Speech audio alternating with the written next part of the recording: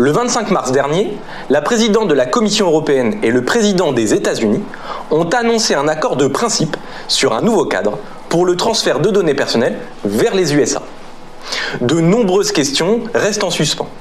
Quand interviendra-t-il ? Protégera-t-il vraiment les données des Européens ?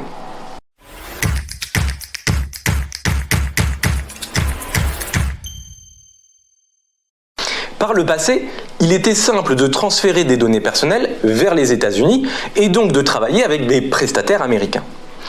Il existait un accord de protection des données entre l'UE et les USA, désigné sous le terme Privacy Shield. Aucune mesure supplémentaire n'était nécessaire au titre du RGPD pour envoyer des données personnelles outre-Atlantique.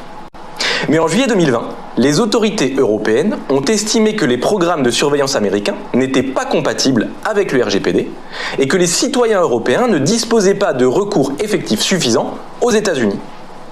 Les transferts de données personnelles sous couvert du Privacy Shield n'étaient donc plus possibles. Un nouveau document serait en cours de préparation.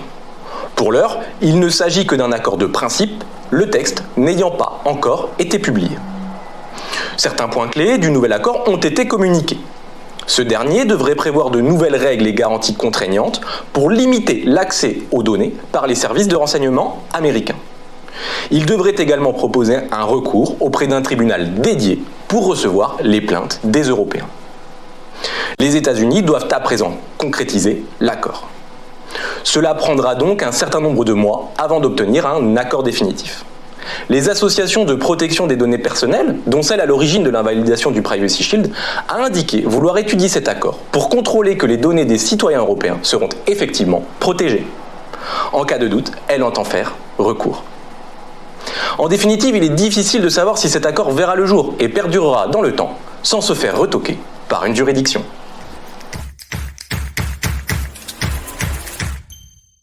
Ce sujet vous intéresse ? Retrouvez une explication détaillée dans notre revue Conseil des PO. Ce mois-ci seront également abordées les suites de l'affaire Google Analytics en France, 2 autres organisations sanctionnées, une fuite importante de données personnelles à l'assurance maladie, une erreur humaine qui coûte cher.